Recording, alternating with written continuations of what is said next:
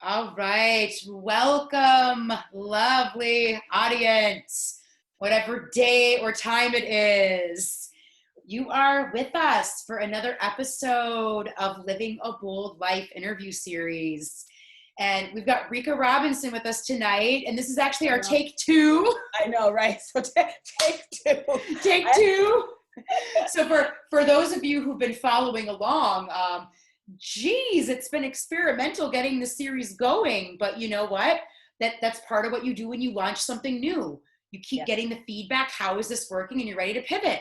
Yep. So Instagram's platform was way too faulty. So we're in the Zoom rooms now, holding the fort down so we can actually make sure we record this thing so you have a video to watch. Right. And it's totally fun, like living to me, and hey, you can correct me if I'm wrong, but I think I know you.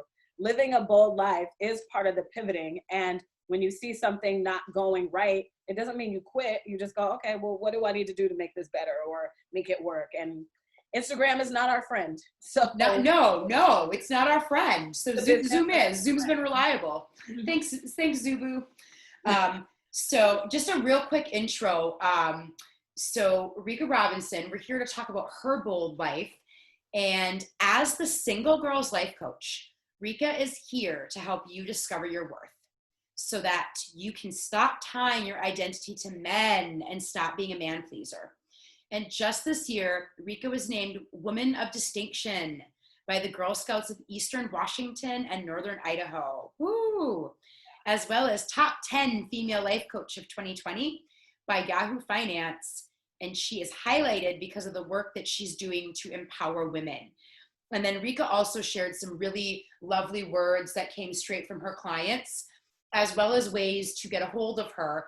But wherever you're watching this video, you're going to be able to see all that in the writing. So I'm going to leave that so you can read that over yourself. And we're gonna get into the goods. How you doing tonight, sister? I am good. I'm just, as I was telling you behind the scenes, I am so thankful for everybody who has allowed me on their platform just since September when I left my full-time job to really focus on my business. And it has been amazing. So I am honored to be here and to have this conversation again, because it was so good. I hope I remember everything I said, but it'll come from the heart from today. But yeah. And so that said, thank you for being a part of my pivot. And thank you for being willing to create more space to do this. Because I think what we talked about and what you shared last time, it was so valuable. And, you and I both know how this works, right? We just need one person at the very least to get their hands on this and say, this made a difference for my life. I'm going to do something differently. All I care. Obviously, we want more people impacted, but even if it's just one person that's like, this changed my life, my work is done. Yep, absolutely. Yeah. And I think that's what we're here to do, is to help each other, right? And we all have different voices and we all have different stories. So I know there was a meme, and I know that she has nothing to do with coaching, but the story is the same, the lesson. There was a meme going around. Imagine if Rihanna decided not to launch her makeup line because of MAC and Revlon and all the other makeup that we've known for years, CoverGirl, So what if she decided not to do that? She wouldn't have reached the women that she reached, and she made billions of dollars off of that. And she didn't let everybody else's voice, because sometimes we'll go, oh, well, she's already been through what I went through and she's sharing her story, so I don't have to share mine. It doesn't matter. And I have dogs, sorry. I think everyone now who is on video platforms is used to like a dog bark or a cat booty or something of that nature. Yes, we need to play Zoom bingo. I know, right? Yeah, did you hear a dog bark? But I say that to say, everybody's voice matters. And don't let, because somebody else went before you, stop you from doing it. Oprah went before you and I, and we're still doing the work that we're doing. Absolutely. And that's exactly what we're here for. That's exactly what this series is about. I want to use my platform because people have been hearing me talking away for almost 7 years now. Yeah. And, they know a lot of my stuff already. And what I love about the series is, and if any of you are new, I go through the same 5 questions with each person, because there's so much similarity, but there's so much difference. And, you know, and at the end of the day, when someone gets to share their story, they're more free. When you get to hear it, you're more free. And, you know, it takes away that story that we think like, oh, work didn't go into it. People didn't have struggles, because I've been doing this work for a while, and anyone I know who's out there doing stuff has had to move through obstacles. Yeah. And most of the time, if you're a coach or you're telling a story, it is because you went through something. So you're like, right, I went through this, and and at least for me, you know, I went through this. I went through the not knowing my worth, the tying my identity to men, because, you know, society puts on women that the goal in life is to get married and have kids, and you better do it by 28. And if you don't, and I fell into that trap, unfortunately, which led me to an abusive relationship. And then after I got out of that, I started asking myself the right questions. You know, how did I get here? And how do I not ever be here again? And then once I did that, I was like, how can I help other women do this too? Like the epiphanies that I was having, I was like, everybody needs to hear this. Yeah. So you're right. Like all of us are going through something. And it's beautiful when the ones that come out on the other end, we decide to share. It's beautiful. And I understand people who don't want to share either. You know? Yeah. You know, we share when we're ready. And some of us are not ready to do it, and that's okay. And hopefully hearing stuff like this, you know, gets people more into their readiness. And if not, that's okay too. We are not here judging. We are just here sharing and talking about what it takes to live a bold life. Yes, exactly. So that said, Reka, you, like all of my guests, there are many, many, many things that you could share. And, you know, some of us always laugh and we're like, oh, if I did this episode next week, I might share something completely different. Right. So I think a lot of it is, you know, we channel in the moment. What am I moved to share? What am I moved to say? Right. So for you, because I'm getting to know you, and I've known you for a bit now, and I know that bold moves are part of your repertoire now. And so for this particular show, what is one of the boldest moves that you would like to share with the listeners in this moment? Yeah. So this year, during COVID, in a space where my business is not financially stable, or I'll say financially successful in the way that society would define it, I decided to step down from over 17 years, probably 18 years, I have to do the math, radio career. And I have been doing radio since I was 19 or 20. I went to Howard University, by the way. Yes, HU. And and when I got to Howard, speaking of listening to the universe and just kind of going where God tells you to go, my major wasn't radio. I didn't even know, like, I loved radio when I was younger.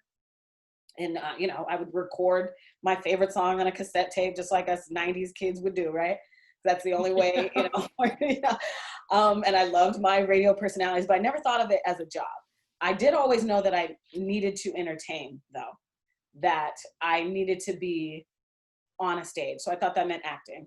And so that's what I thought I was going to be. Wasn't good at it. And one of my friends actually suggested, he was like, you talk too much, man. You need to be on the radio. I've been told that too. Yes. And like, literally, my mom could show you my report cards every year, same thing. Oh, me too. I was always having to write my name on the board and make a bunch of checks. Sweet girl, just talks too much, needs to learn how to stop talking. Like, me and my parents went through it. I would just send to the principal's office, all of this. And so now, and getting paid to talk now is, you know, fun, right? The university, God knew what he was doing.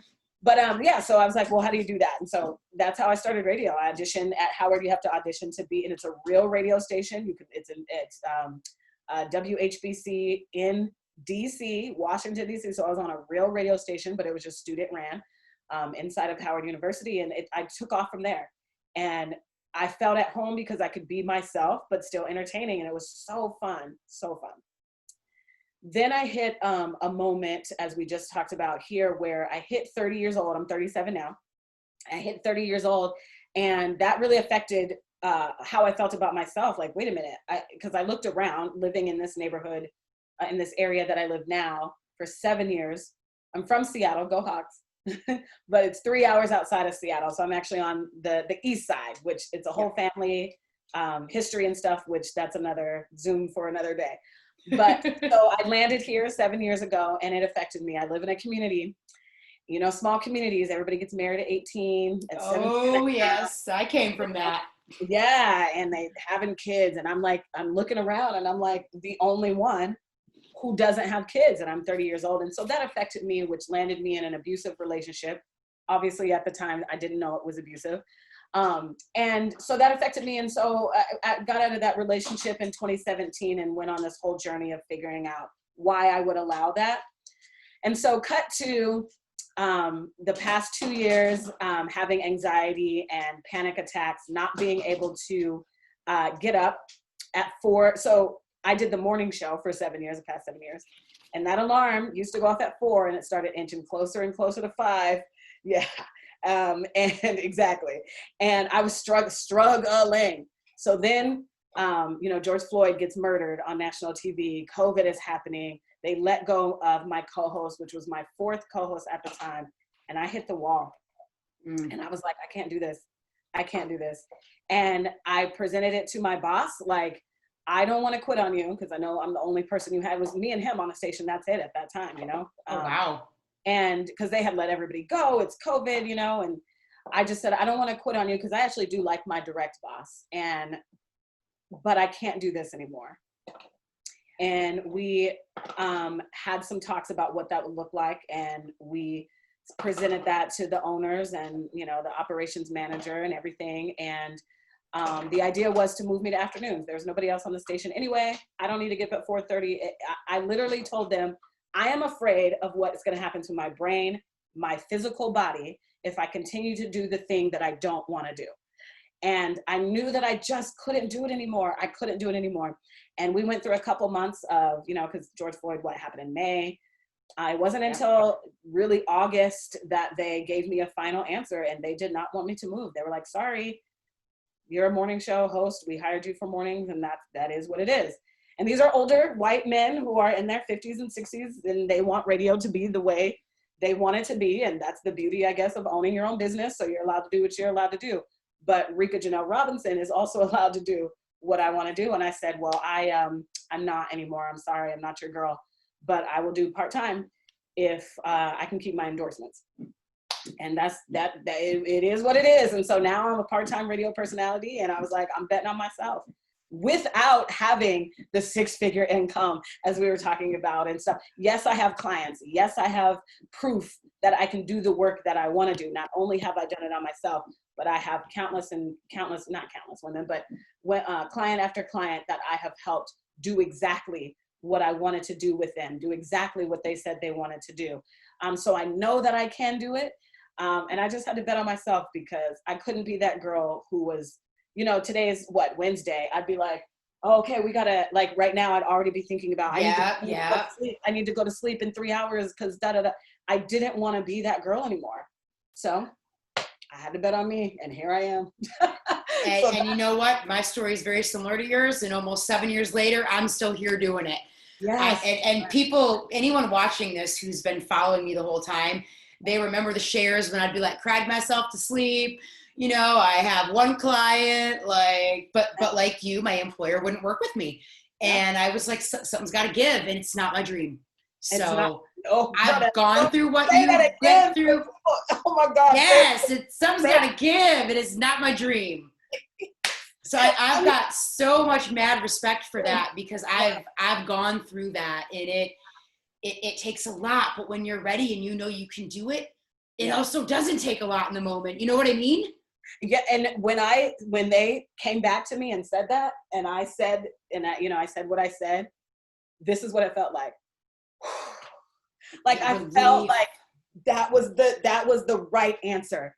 That is the right answer. And I love that attitude that you just have. Something's got to give, and it ain't my dream. And I need to write that down and put it on my wall here because that's an affirmation. I need to put it on my wall too. Like that's so good because that's how I felt. Like I didn't articulate it like that. So that's so beautiful. You put words to exactly how I was feeling, and I couldn't do that to myself anymore. Make myself struggle for a paycheck. because my identity was wrapped up in radio. In fact, one of my friends today, actually, I've known him for over 10 years because we used to work at the same station. He's in Milwaukee, I'm here. And he asked me, and he's been doing mornings for 10 years. And he's like, dude, I think I'm getting to where you are. But I have to come to the conclusion that radio doesn't define me. And I haven't arrived there yet. I was like, you will. And well, and no doubt is watching you is going to be part of what gets him there for sure. 100%. Yeah, we are always somebody's light, no matter if we know it or not. Like, what we're doing, the bold moves that we're making, how we're moving in a positive way. And that's part of my mission statement, to be a light for single women, right? So I always obviously add single women, but for him, I'm being a light in a way that I didn't even know. And it is hard. Like, being in radio is a fun, especially back then. Now radio is shrinking, and that's another Zoom conversation too. But the way, when I first got in radio, that's what I wanted to do. And I made it. It's like, wow, I did it, great, da, da, da. But I got to a point where I just could not talk about the Kardashians anymore. I just couldn't, like, that's not. Don't want to do it in my spare time. You can't pay me to do it. Done. And I never even watched the show. I never got into the Kardashians as they did, but I knew that being, especially in morning radio, I'm here to entertain you. And yes, I'm still funny and I still bring my bubbly spirit to my platforms and stuff, but I was done just entertaining. I want to now feed you. I want this conversation has to go deeper. We are, especially in COVID, we are on a different plane now, and we got to get ourselves together. And I wanted more, not only for myself, but I wanted more for the people who follow me, listen to me. I want to feed them with more. Like, and I just, I can't. I get it. I'm normally the one where if we're at like an event and there's a little small talk, I'll be in the corner by myself. Like, can we go? Let's just cut to the chase and get weird and get deep, and let's just go there now. We just met though. It's fine with me. That's fine. No, girls. Oh my God, I hate that. I know. I'm like, how do we do? I had a coach once told me, he's like, your breakthrough is in learning how to be normal when you need to. No, that's what I need. I'm like, oh, I love that you said that. I'll take that as a compliment, man. Exactly. And for the record, so I stepped down. So remember I told you, like, having to wake up and go to bed early, all anxiety and panic attacks I was having, gone. I love that. As much as building a business is scary, I'm like, I literally had this conversation with God. I had the same thing happen. I get that, like I had different types of anxieties that might show up when I was right in the beginning of the business, but it was a very, very, it was like the good kind, right? Like, I'm going for something new. I'm going for my dreams. It's normal to be scared. It wasn't like, why is my daily life causing me anxiety? Yes. Like, yes. I get that. I had that conversation with God, literally, because my mornings are all about like, okay, God, but I literally was like, can this be, can two things happen at the same time? Can I be getting the best sleep of my life that I haven't had in the past 2 years, but still have a little bit of anxiety about, is this business gonna work out? But I'm sleeping well. Mm-hmm. You know what I mean? Like, how is that possible? But you're right. Like, what I'm doing is exciting. The work that I'm doing with my clients is beautiful. The dream, I'm willing to, and I don't want to use the word suffer, but I'm willing to have a little bit of anxiety for, how they say, if your dreams don't scare you, it's not right. So I'm kind of in that mindset, like, no, this is scary. I'm good though. I like this scary. Yeah, exactly. Right. Like if when people try to hire me, like if it's too like whatever, I'm like, you can do that by yourself. Bring me something where you need me. Yeah. Then we know we're in the territory of like what you're worthy of. Right. Yeah. I love it. So I made the right decision. Yeah. And right decision. Yeah. And you kind of probably already answered this question coming because the questions were really written in flow. And I know that because they just kind of happen. But I like to ask anyway, just because I know often when you ask again, people have a little more they want to say. Yeah. So you were kind of alluding to, anxiety, worried about your health. And so, you might want to recap something you already said, or you might want to share something new. But when push came to shove, there was something that got you to say, I'm done. I'm taking the leap. I'm making the move. Like, was it like a thing in the moment, or was it just kind of a combination of a lot of the stuff you already said? Yeah, I mean, it was really like, do I want to work for people who don't like care about my health? Like, again, I get it. It's your bottom line. I don't know. I just had a different vision, and whatever they were thinking, fine. But I will say this, I never felt heard. I felt like they threw my business in my face a lot. Well, you just want to focus on your business. Or I never said that. Never said any of that. I said, I'm literally worried about what, and truth be told, my brother has schizophrenia, and I have a fear, like, I feel like we have the same brain. So what if I snap one day, if I overwork myself? Sure. Because I've catapulted myself since 2017 in the world of mental health and wellness and mindfulness. I know that you can work yourself to death. And I, like, literally, anxiety can show up in your life. Not sleeping is not, I mean, Ariana Stress Huffington, is the new smoking. Yeah, exactly. Like, Ariana Huffington now has a whole platform about the burnout and how she's trying to get rid of that. And I knew that that was the cycle. I was in that cycle for 2 years. Not only naturally did I always know I'm more of a night owl and not a morning person, but for a while, because it was radio, I was like, this is so fun, I can do it. But for the past 2 years, my body was telling me, this ain't it, sister. This ain't it. And you got another purpose in you that you need to birth.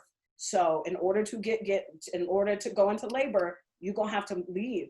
And I couldn't be the person who stopped my flow, who stopped my dream, who for a paycheck. And I get it. Like, we live in a capitalistic society. So I do still have those fears around money, and it's mindset work that I have to do. But I also, so when we were in the negotiations, I knew, I kind of had a feeling they would say no. So I looked into, okay, what's the worst case scenario? And then I worked back, I reverse engineered it. Yeah. And I was like, I have this house, I can refinance and then float myself for a year. Like, and in a year, do I really think that my business will work? And I said yes to myself, especially because I feel like this calling on my life right now was from God. When I got out of that 2-year relationship, I heard God say, not in an audible, I don't want anybody to think like, she hears voices. No, I don't. But I felt like in my knowing, like, and I'm sure you felt this too, like, God told me I will use this story.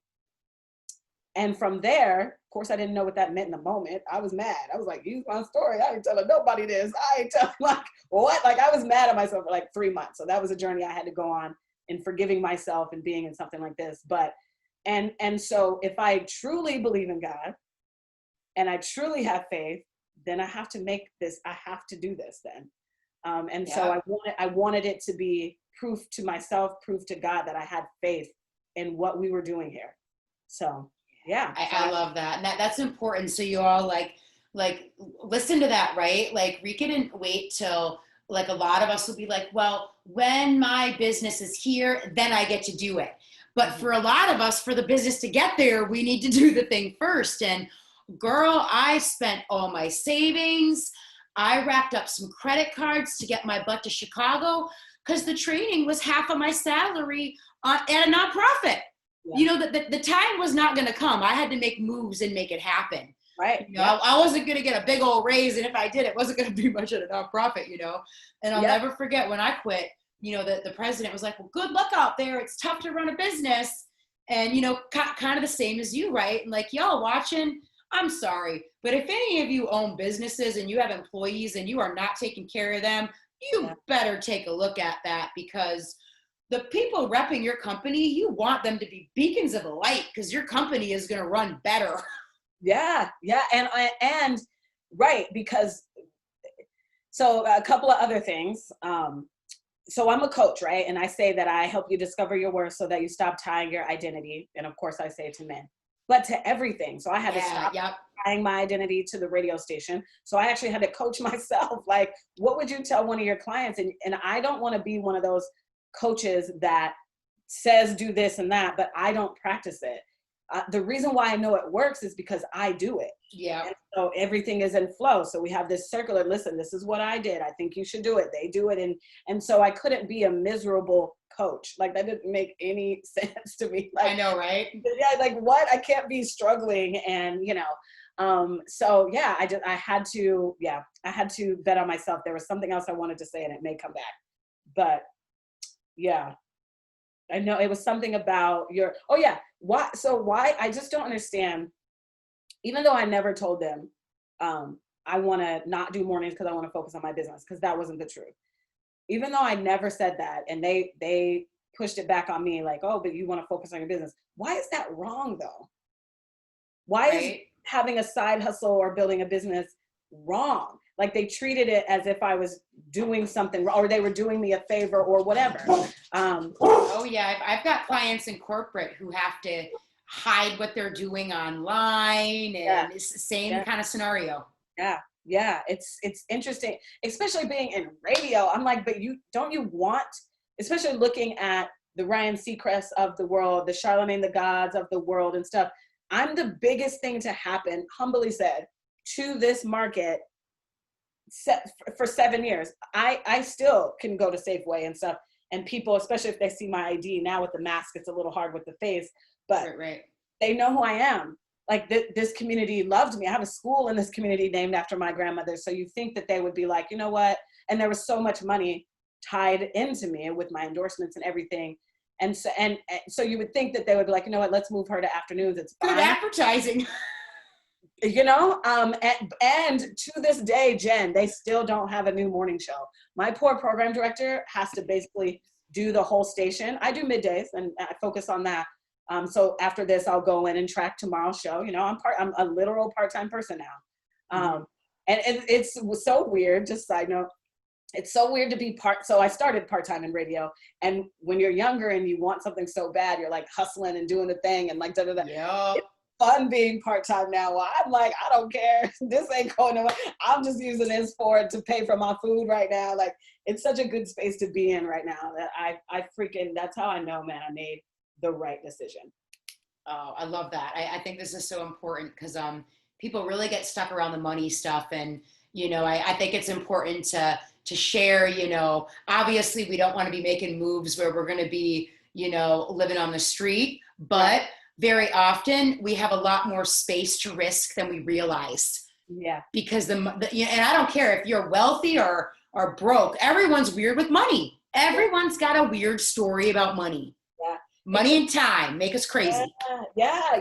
It's because money, unfortunately, in this society means safety and shelter. Yep. Yeah. So but to my point and your point, a lot of us have way more space than we realize to risk. Yeah. Yep. Exactly. And I had way more space. Like. Yep.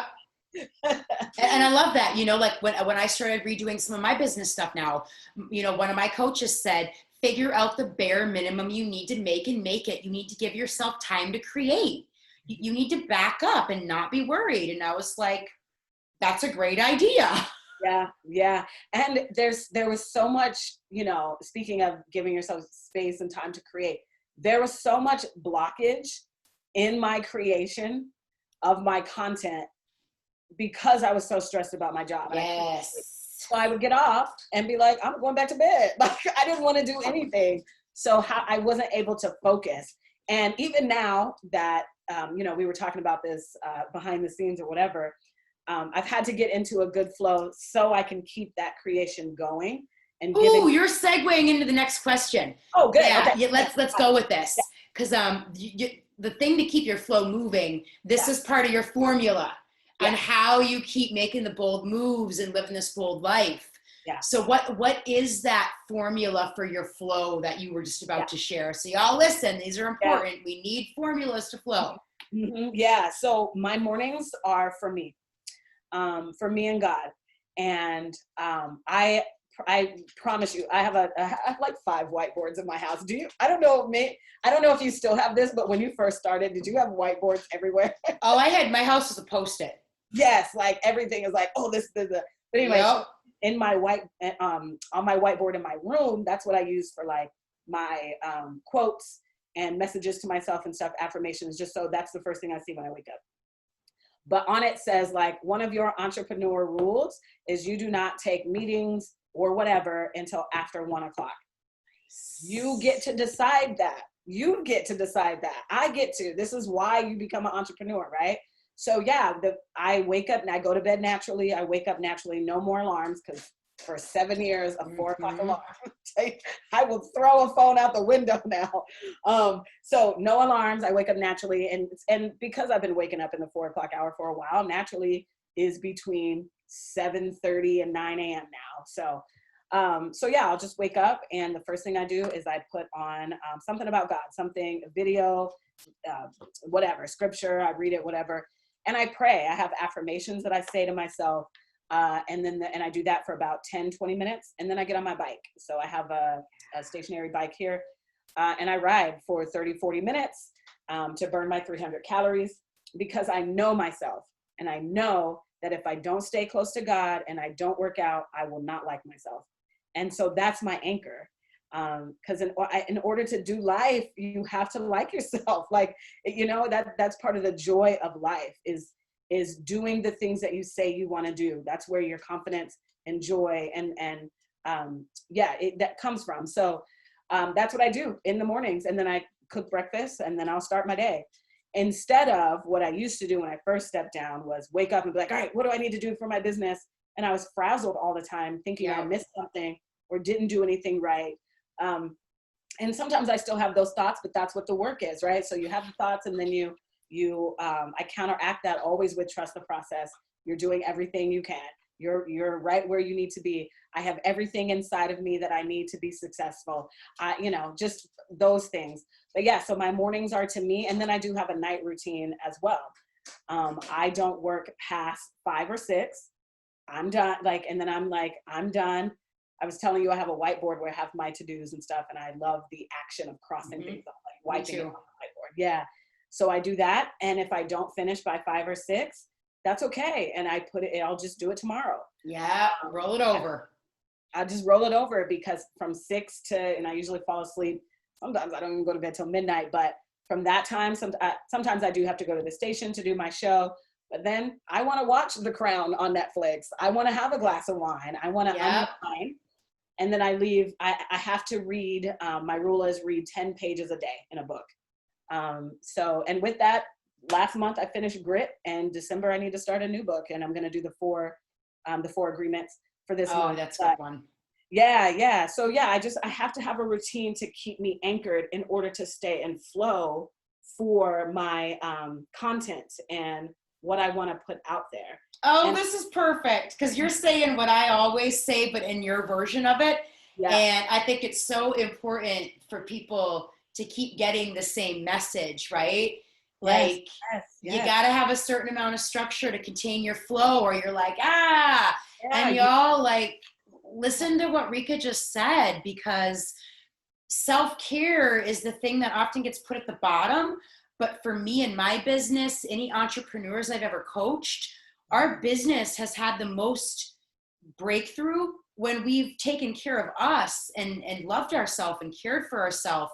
And every single person who's been a guest on here, most of their formula has been faith, self-love, self-care, routines, exactly what you're sharing, but your own version. Yeah, because if you don't have a routine, I feel like you're just jumping out of a plane with no parachute. Yeah, it's, when I quit my 9 to 5, I'm naturally a very structured person. I'm actually getting a little bit less so, because that's good for me. But I was like too much, right? But when I quit my job, I was like, this is going to be amazing. I'm going to throw my planner out the window and just do whatever I want. I became unhinged. Mm-hmm. And I reached out to some people, and they were like, oh, girl, I know it sounds like a good idea, but no, just no. You need to have a routine. And I was like, okay, I'm learning that. Wow. Yeah, we have to adult ourselves. Right? I don't have anybody here to tell me to go to bed, to tell me I need to do this workshop, to tell me I need to post this video. I have to be the person. I have to be the person. And that's why my whiteboards help me. I have a calendar and a whiteboard, another whiteboard and a whiteboard in there for every different thing. So like the podcast that I'm on and the platforms, I have a schedule for that. And then when you're going to be on my platform in a week or so, I have a schedule for that. I have my to-do list for every day. I have an idea board for future ideas. It's like, I have to be organized. Otherwise, I will feel like, what am I doing? Oh my God, did I forget something? What's happening? What is the world falling? Again, jumping out of a plane with no parachute, which jumping out of a plane is scary, but at least if you have a parachute, you're like, this is good. I'm fine. Yep, I've done it. It's really fun. I have not. I'm scared of heights. So. Very fun. Right. Yeah, I love that. I love that you're sharing that, because I think now what we're starting to really hear more of is these kinds of conversations, and it's so important. And it's so different than where you were before you made the bold move, where you were like worried about your health and all that stuff, right? And so without really knowing, you kind of started painting us a picture. But where do you think you might be if, let's just say hypothetically, your employer said, it's full-time or nothing, or you did not have the courage to go down to part-time when your business was still growing, and you would have just kind of like given up or waited longer, right? Like, where do you think you'd be right now if you were still on that trajectory? Yeah, I'd be miserable, dude. Probably crying every night. I mean, thank God my parents are still alive. And I complain to them all the time. And it would be a lot of those conversations and text messages all the time. And even though, I get the sense that my dad doesn't understand what I'm doing. And he's like, I don't know why you would leave radio. I don't understand. Mine didn't either. Yeah. He's still like, okay, whatever, you still got to do what you got to do. And my parents did raise me that way. Whatever you want to be, I don't care if it's a garbage woman. You've got to be the best garbage woman you want to be. And I just knew I couldn't be my best anymore. Like I couldn't even, I was talking to my ex co-host, we're still friends. And I was like, I wouldn't even know what to talk about right now in COVID like, how do I entertain you? And I know that there are other radio stations still alive, obviously, still jocks, still personalities, and they're doing it, but I just knew I couldn't do it anymore. Talk about what? When I'm supposed to be entertaining and you're losing your business or your job or a loved one or, all the social unrest. And I knew I couldn't be honest with the way I felt about all of the social stuff that was going on. Yeah. Lives Matter and stuff. So I was just like, I can't, no, no, thank you. I don't want any parts in this. This doesn't seem happy. And I just am a firm believer, especially now, that we don't have to live life miserable. Like, we don't have to wear that as a badge of honor. Like, well, this is what I went through, or this is what I choose to go. Like, no, I think we all have choice in everything. And I chose happy. I chose my dream, over that.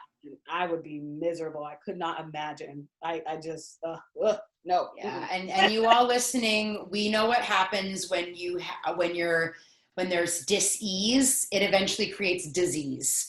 Yeah. So, I think, the younger generations are starting to learn that we don't have to follow in the footsteps of some of the other generations where it's like the war mentality, like suffer and work super, super hard, so you're dead to the bone. Yeah. It's like, well, that's one way to do it, but that's not the way I want to do it. Yeah. The baby boomer generation, and God bless them, that's my parents, but they were like, you get a career, stay in it until you retire and then you die. No thanks. I was told I better work for the state, the government, or somewhere that could give me a nice pension in retirement. No thanks. I get it works for some people, right? And I totally. And I tried going that path, and you know what? I was a monster. Yeah. No thanks. I was just not happy, and that story of Ariana Huffington, you know who that is, right? So she, founder of Huffington Post or whatever. Yep. She said, she got to where she wanted to go, and then one day she was in her office and literally fainted, hit her head on the table, and that's what woke her up, because she literally was in the hospital because she had, all this damage now, and had to get it sewn up and everything. And so now she's on this trying to erase the burnout. And I just kept having that vision, like, what if I just faint one day or collapse because I'm doing this thing that I don't want to do. I was so like, I was afraid of that. And it really woke me up. Like, no, you can choose a different path. Is it going to be hard? Yes, but you'll be happier. So I love that. And mhm. you've already given so much wisdom and inspiration and possibility. But if you were to drop like another bomb of wisdom and whatever's in the moment right now to really drive one last thing into these amazing humans who have been holding the space for us, what would be that last thing you really want to drop in here and just let them take out? So what's coming up right now is definitely choosing you and following your voice. You do not have to listen to, so of course my bosses wanted me to stay. Like, why would you leave? That's stupid. I told you my dad, probably is like, he's never really said anything, but I can sense, And yes, society would say, why would you leave this part or this full-time, you're making a lot of money, you have health care, you've been in radio for almost 20 years, why would you leave now? Of course people would say that, but I chose me, I chose my dream. And most of us think that that is selfish, and it's not. It's not selfish. You have to take care of you first. So regardless if you have kids, a husband, family, whatever that you're close to, if you are not happy, you're going to be mean to them. That is going to play out in your life because you're not happy. So it starts and stops with you. So you have to do that hard work to start choosing yourself and start being okay with, I am choosing me. And you know what? I've actually changed the definition of selfish. I don't know why selfish, who decided that's a negative word? I know, right? I change words and definitions all the time these days. Like, yes, it is. Yes, selfish, I guess, means choosing you. Okay, why is that bad? I don't understand, Right? It's so cliche to say, how can you pour from an empty cup? If you have no water in you, how can you give your children water? How can you give your husband or whoever? Because I know a lot of people will say, well, you don't have kids, it's easy for you. Possibly the decision made it, because I just have to think about me. But there are other women out there doing it with kids who chose them as well. So you can do it. You can do it. And we have to believe that whatever it is we need to do or want to do, we have to do it. So that's what I would say is choose you. Figure out what that is and choose it. Oh, I love this. Like if I could mix like the end of this episode in with like the one that I'm going to be sharing next week from another woman, your ending like segues into her begetting so perfectly. Yes, I love so perfect. So the listeners are going to get like this, like once again. Yeah. Thank you for that because it's so important. When and anyone listening to this or watching this who's known me for a long time can attest. To how mean and angry I was to them before I was living life for me. I was a beast. Yeah. And that's a nice way to say it. Yeah. Because there's stuff that's bubbling that's such on a different level that we don't see. So it's hard to understand things that are happening when there's no visual to it. I can't touch it, right? But that's what faith is just, believing in the things that are unseen. And there's a lot of things going on inside of us in the universe that we don't know about because we're not having these conversations. So if you are angry all the time, it's probably a reason. And it's probably because you're not choosing you. You're not doing the thing that you say you want to do inside subconsciously. So figure that out. So listeners, if you even take one thing away, that would be the thing to take away. Reka, thank you for your time twice. Thank you for your authenticity, your vulnerability, sharing a part of your journey with us. It's been such an honor. You all, Reka is the Single Girls Life Coach. And if you just look, whatever platform we're on, there's going to be her bio. She's got group you can get in. There's her email, her website, plenty of ways to reach her. And she and I actually are connected on Instagram, and fun stories, fun posts, very inspiring. So she's everywhere. So whatever platform works for you, you pick. You pick. It's easy. Yep, exactly. Yeah, yep. I'm here if anybody wants to reach out to me. I am Instagram very heavily, like you said, on Instagram, and I'm here to help you discover your worth so that you stop tying your identity to men or whatever, and stop being a man pleaser, aka a people pleaser. So reach out to me if you feel called to, and we'll see if I can help you. I would love to. Yes. Thank you so much, Reka. Yeah, no problem. No problem.